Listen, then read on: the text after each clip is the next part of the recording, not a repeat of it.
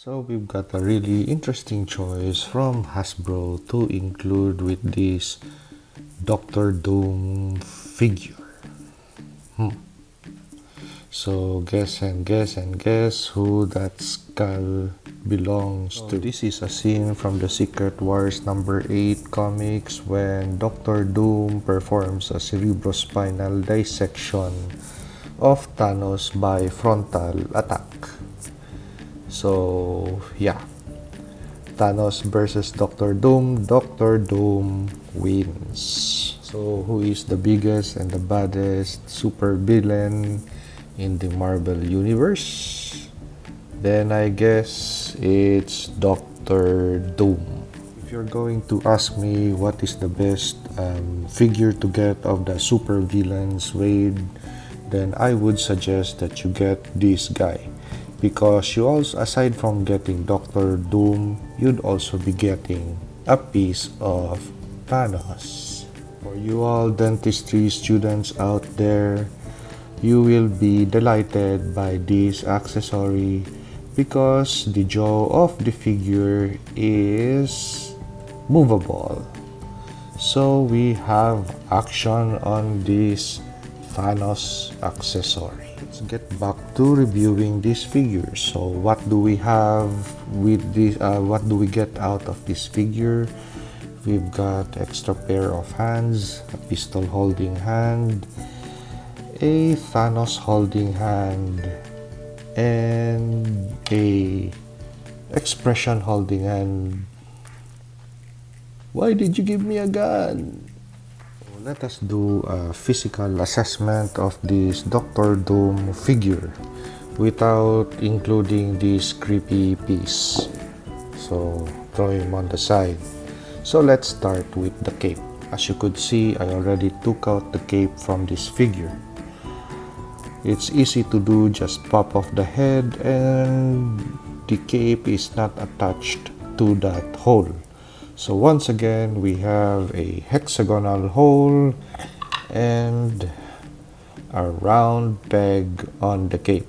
So what the Hasbro. Okay, on to the physical assessment part of this figure.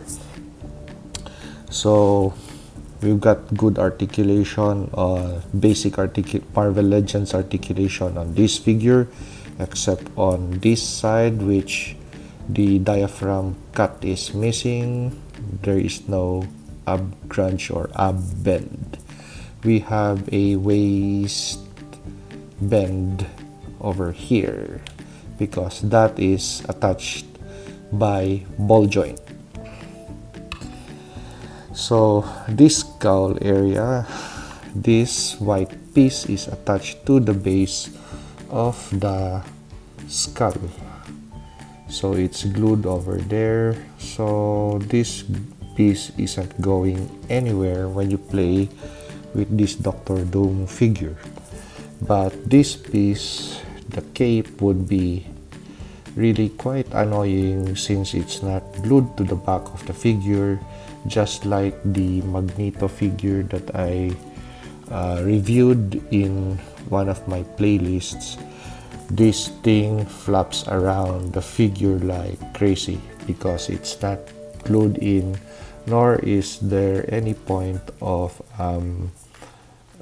attachment to the figure on this front part, which makes this really flap around like crazy.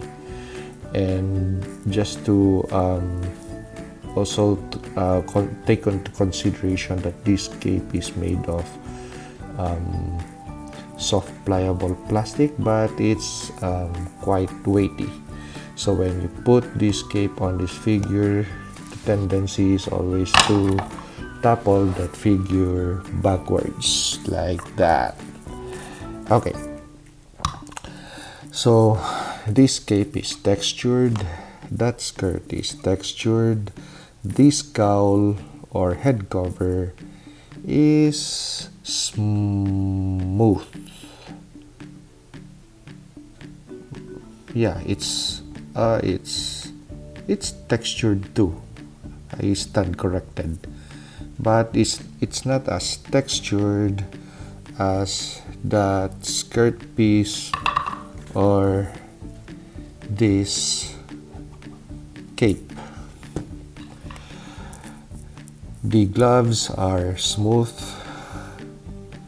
and this whole skirt piece, that is something that you cannot take off the figure. Actually, it is part of the waist. It's embedded into the waist part of the figure, so no luck in getting this thing off. For customizers, you just have to take your good old trusty X-Acto knife to cut off this piece. If you want to just use this body mold for a custom figure. This pistol and the holster, that is just glued into this side of the skirt. So as you could see, we've got glue over there. So it's either you could use your X-Acto knife to cut through, or you could just use your plain old God-given fingers to take this ridiculous thing off. Because Dr. Doom is one of the most talented, has the highest IQ in intellect, and is a sorcerer, and this armor is sufficient enough to really protect him and fight with. But why would they include this lame looking 9mm World War II pistol with such a powerful guy like him? Okay, so what other parts are to be taken into really full consideration with this figure? The joint areas, specifically on the foot and on the elbow area, because the joints on this is quite soft. So I see this thing breaking on rough play. So with this joint over here, because actually I already subjected this joint to my wife's hair dryer at high heat, and that thing is really stuck. So I'm just limited to this motion of the foot with my Dr. Doom figure. But for the left foot, nice and easy, no problem at all. But just this, and the joints also are made of softer plastic. Also, the joints on the legs are also made of softer plastic. Yeah, so as I could see that my X-Acto knife is digging into the material as compared to over here. So those are soft joints. That is hard plastic, that is made of softer material. Okay, and this thing is also driving me crazy. Look at that line.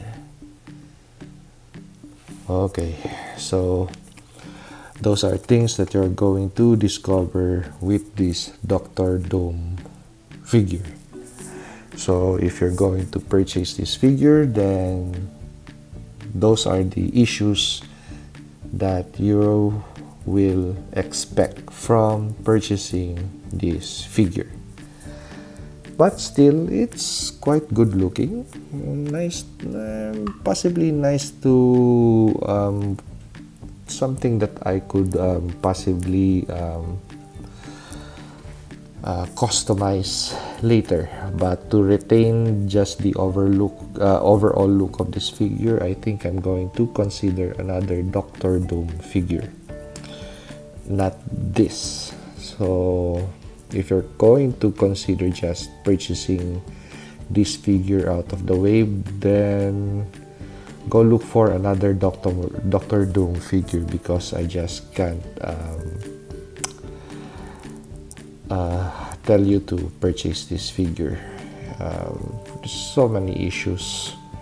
Marbleization on the plastic, really terribly soft joints, lack of articulation on the ab area, and a really heavy piece of cape that is not attached to the figure. So this piece is good for customization fodder. So we've got extra hands, we've got a pistol holster, and I would possibly taking this figure apart to be part of my customization bin. Okay, so this is the end of my review for this Super Villains Dr. Doom figure. So see you in the next video.